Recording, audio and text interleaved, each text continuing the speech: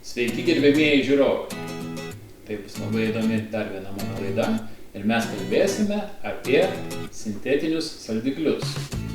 Kaip žinote, sintetiniai saldikliai turi 0 kalorijų.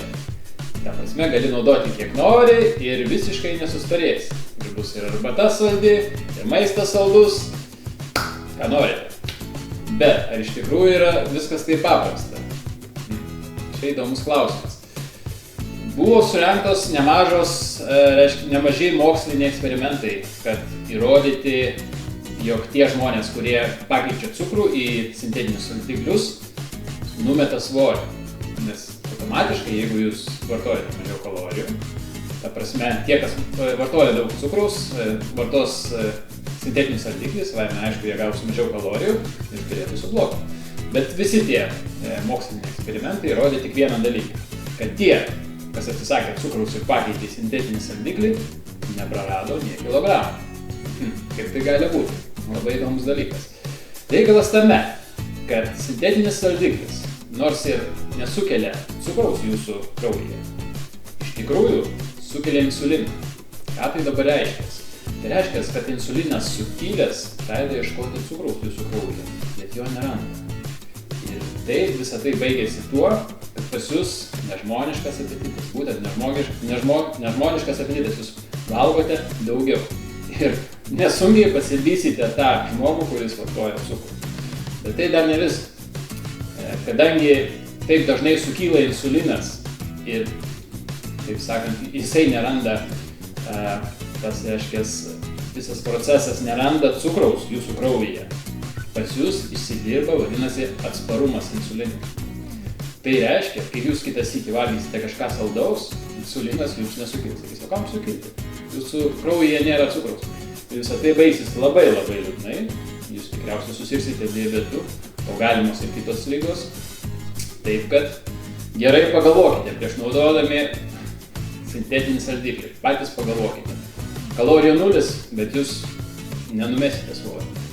Sintetiniai saldikliai taip pat yra įtariami, kad blogai veikia mūsų genus. O tai pasiduos ir sekančioms kartoms. Norite turėti sveikus vaikus? Nenaudokite sintetinių saldiklių. Nenaudokite ne tik į arbatą, bet nenaudokite taip pat ir maisto, kur yra sintetiniai saldikliai. Bet geriausias būdas būtų pakeisti pirmiausia eilėje sintetinius saldiklius ir cukrų į džiovintus vaisius. Reikalas tame, kad džiovintose vaisiuose yra maisto skaidulų. O maisto skaidulos neduos fruktozei sukelti cukrų jūsų kraujyje ir taip pat ir su insulinu.